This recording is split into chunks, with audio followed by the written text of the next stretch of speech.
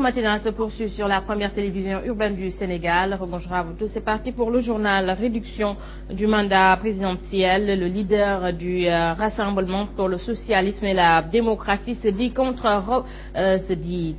C'est Robert Sagna, donc, qui estime que la durée de 5 ans est insuffisante pour l'exécution des programmes de Macky Sall. Robert Sagna, qui réaffirme son engagement dans la coalition Benno Bokk Yakaar, a fait face à la presse hier dans l'après-midi en marge d'un rassemblement qui s'est tenu au HLM. Et le voici donc ses propos recueillis ici par Dédi Medao. La gestion des affaires requiert beaucoup plus de temps. Et lorsque même vous soumettez des projets au développement, le temps qu'on observe le projet, qu'on l'examine, qu'on l'approuve, qu'on le négocie, qu'on le met en vigueur, ça vous prend facilement, avec la Banque mondiale, facilement 3-4 ans. L'Union européenne, au moins 3 ans. Donc, pour les pays comme les nôtres, qui avons besoin, je pense, d'un peu plus de temps, un mandat de 5 ans, moi, personnellement, ça me paraît court. Et c'est pour ça que j'ai dit que si j'avais à choisir, je resterais à ce qu'on avait opté au départ, c'est de maintenir le mandat à 7 ans. Je suis simplement en train d'évoquer les inconvénients d'une durée aussi brève d'un mandat présidentiel dans un pays en voie de développement comme le nôtre. Et justement, la présidence de la République clôt le débat en partageant avec le public le projet de constitution que le chef de l'État compte proposer, de la continuité dans la vision des institutions par Macky Sall et au fond très peu de changements radicaux. Une constitution qui nous propose un quinquennat certes, mais avec un président qui détient tous les pouvoirs. Ici le commentaire de Pape Chassila. La durée du mandat du président de la République est de 5 ans. Cette disposition s'applique au mandat en cours. Nul ne peut exercer plus de 2 mandats consécutifs. Cet article ne peut faire l'objet de révision. Voilà le paragraphe qui n'échappe à personne. Le président Sall y tranche le débat autour de la réduction ou non de son mandat. Première information donc qui émane de son projet de révision de la Constitution. La prochaine présidentielle va se tenir en février 2017. Et au Sénégal, il est toujours exigé du candidat à la présidence de la République d'être âgé de 35 ans au moins et nouveauté de 75 ans au plus le jour du scrutin. 75 ans comme âge plafond et non 70 comme réclamé par la société civile de 2012. Même Ibrahima Fall, alors le plus âgé des potentiels candidats, peut se présenter. Et c'est tout ou presque. Pas de grand changement. La révolution tant attendue dans ce Sénégal des institutions n'aura jamais lieu sous le président Sall. Un président qui tient à garder les pouvoirs exorbitants. Le numéro 1 du Sénégal, son homme fort, son chef tout-puissant demeure son président qui, à défaut de tout contrôler, garde une influence certaine sur tout, y compris les pouvoirs judiciaires et législatifs. Autre faiblesse notoire de ce projet de constitution, le statut particulier de Touba. Une réalité dans la pratique toujours absent de notre charte fondamentale. Détail des plus importants aussi, la décision de passer par un référendum ou par l'Assemblée nationale pour l'adoption du projet appartient clairement au président Macky Sall. Pape Chassila, merci à vous. Nous parlons toujours politique avec Adama Faye, coordonnateur de l'APR de Grand Yoff, qui a décidé de barrer la route à Khalifa Sall. Selon ce dernier, les populations de Grand Yoff ont tourné le dos au maire de Dakar. Pour Adama Faye, donc à l'occasion de son meeting, Khalifa n'a pu mobiliser et remplir sa permanence. Il a fallu pour lui faire appel à d'autres militants et Adama Faye promet 184 millions de francs CFA pour financer donc la création de 2000 emplois. Ici les propos d'Adama Faye recueillis par Alassane Balde. Notre Khalifa ne nous fait pas peur. Il a certes gagné les locales, ou bien sa liste Taxawu Dakar a certes gagné les élections locales. Et ça c'est grâce au concours de beaucoup de partis qui l'ont soutenu. Mais ce n'est pas le poids de Khalifa Sall. La preuve, quand il a voulu aller seul, quand il a voulu commencer par organiser un meeting hier au niveau de Grand Yoff, il n'a eu personne. L'espace était vraiment vide. Il a fallu qu'il amène des cars pour remplir les 100 mètres carrés de la devanture du foyer. Donc il ne nous fait pas peur et il ne nous fait pas peur. Notre programme est bien spécial et on ne tient pas compte de Khalifa Sall. Notre programme, c'est pour soutenir le plan TSE du président Macky Sall.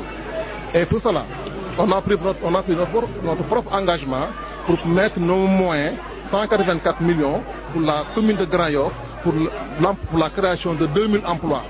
1000 emplois au niveau des jeunes et 1000 emplois au niveau des femmes. À présent, direction Pikine, où la visite donc du président du parti Réumi dans la banlieue de Dakar suscite des réactions au sein donc de l'APR. Et selon le maire de Pikine Est, Idrissa Seck n'a aucun respect pour les populations de Pikine. Issakha Diop estime qu'il ne les rend visite qu'à l'approche des élections et qu'il est invisible quand la banlieue traverse des difficultés. Donc cette visite est juste une peine perdue, estime le maire de Pikine Est. Ici, ses propos recueillis par Younous Balde. Aujourd'hui, vous ne pouvez pas être un leader politique se réclamant d'une envergure nationale et nous ne vous voyons que par intermittence et à l'approche des élections. Aucun homme politique ne doit même avoir la prétention d'essayer de tromper les Sénégalais. Et moi, je pense qu'il dit que les Sénégalais commencent à avoir marre de son comportement de ruse, de roublardise, de tromperie, de tricherie. Nous, la relation de confiance que nous avons avec les populations, aussi bien nous au niveau local que le président de la République au niveau national, c'est une relation qui dure 24 heures sur 24, 7 jours sur 7 et 365 jours sur 300. C'est-à-dire toute l'année. Nous, on a traversé des moments difficiles, les inondations, avec beaucoup de problèmes, obscurité, promiscuité, insécurité. On ne l'a jamais vu, on ne l'a jamais senti. Aujourd'hui, il ne faut pas prendre comme prétexte une petite tournée pour essayer de renouer le contact avec les populations. Nous refusons. Nous ne voulons pas de sa présence. Nous ne sommes pas prêts à l'accueillir. C'est de la peine perdue. Aujourd'hui, il ne peut tromper personne. Et je dis au nom des populations que nous ne voulons pas de lui dans la banlieue. Meeting des apéristes de Pikine, de Rufisque plutôt. Les partisans de Macky Sall sont parvenus à neutraliser les démons de la division. La mobilisation tenue ce week-end a permis des retrouvailles entre les responsables du département. Ils ont consolidé une paix définitive pour faire face aux défis futurs qui les interpellent. En tout cas, c'est donc le terrain des HLM situé dans la commune de Rufisque qui a abrité ce meeting ici. Le compte rendu de Chermet Tidiane Seck. Après une longue période où ils se regardaient en chien de faïence, les responsables apéristes de tout horizon dans le département de Rufisque ont fumé le calumet de la paix. Ils l'ont montré à travers un méga meeting qui les a réunis ce samedi. Rufisque daf ko ñëw tàmbali dafa am yoon mais yoon bi yëpp bëgg a tëggee rek moo tax ñun ñëpp ñu bokk ndey bokk baay. Cette unité qui était au départ difficile à réaliser s'est consolidée suite à des médiations ponctuées par des engagements. Le coordonnateur départemental de l'APR choisi par consensus en est une preuve. Unité bi président Macky Sall doon ñaan di ko ñaan ci parti bi ci département yëpp. L'APR était représentée par une délégation conduite par le ministre d'État Mbaye Ndiaye, par ailleurs directeur des structures de ce parti. Deuxième défi que vous avez relevé ici dans le département de Rufisque, c'est l'acceptation du leadership à chacun des niveaux, tant au niveau des mairies qu'au niveau du département, qu'au niveau national. La mobilisation était au rendez-vous partout. Des milliers de militants ont convergé vers le terrain des HLM situé dans la commune de Rufisque-Ouest.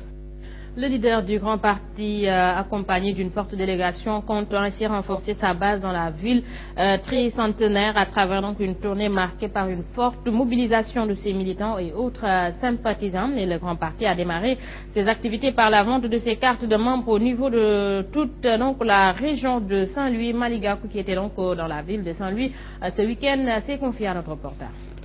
Au regard de votre engagement, au regard de la sensibilité manifeste dont vous avez fait montre par rapport aux idéaux du grand parti depuis mon arrivée hier à Saint-Louis, je suis confiant quant à nos futures victoires.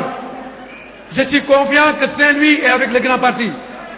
Je voudrais les rassurer que dans le cadre du mémorandum du grand parti, nous n'allons ménager aucun effort pour créer les conditions et les synergies à même de permettre à Saint-Louis de jouer son rôle historique dans l'évolution de notre pays, le Sénégal. Je suis persuadé que Saint-Louis a toutes les potentialités pour devenir une ville de référence. Je suis persuadé que Saint-Louis a tous les atouts pour devenir ce que Saint-Louis a toujours été, c'est-à-dire une ville exemplaire. Seule une coopération internationale peut faire face au terrorisme. En tout cas, c'est l'avis de Robert Sagnan, le leader du Rassemblement pour le socialisme et la démocratie, qui regrette les attaques de Ouagadougou et appelle à une mobilisation de toutes les forces. Ici, c'est propos recueillis par Ndedi Mendaw. Il y a des pays plus avancés que nous, plus développés, qui ont beaucoup plus de moyens, qui également ont pris des mesures pour se sécuriser. Mais vous savez ce qui se passe. Ça n'a pas empêché à ces violences de s'exercer dans ces pays qui ont beaucoup plus de moyens. Donc, nous ne sommes pas à l'abri. Et c'est la raison pour laquelle, au-delà des moyens nationaux et des mesures à prendre pour sécuriser notre pays, je crois qu'il faut des mesures plus générales, mondiales, à l'échelle mondiale. Il faut une coopération internationale face à ce phénomène. Qu'un seul pays, fût-il développé, ne peut pas juguler. L'exemple nous a été donné tout récemment. C'est déplorable, c'est inquiétant. Et au-delà des mesures gouvernementales, je pense que c'est des mesures qui doivent toucher l'ensemble de la population. Voilà, justement après cette attaque du splendide hôtel et du café-restaurant Cappuccino de Ouagadougou vendredi soir, les enquêteurs progressent dans le difficile travail d'identification des 29 victimes recensées. On en sait également un peu plus sur le déroulement de l'opération des forces de sécurité. Le procureur du Burkina Faso, après le tribunal de grande instance de Ouagadougou, Maïsa Sérémé, a publié la liste partielle des personnes décédées. Toujours sur international, moins de 24 heures après l'entrée en vigueur de l'accord sur le nucléaire iranien, Barack Obama s'est exprimé depuis la Maison-Blanche pour annoncer la levée des sanctions américaines. Il a également confirmé la libération de 5 Américains détenus en Iran, fruit d'un échange de prisonniers avec Téhéran. Voilà, mesdames et messieurs, c'est ici que se referme ce journal. À vous tous, merci d'avoir suivi. L'info revient à 7h30. C'est bien sûr la revue des titres présentée par Mamba India et Ahmed Aïdara à 7h45. C'est le journal.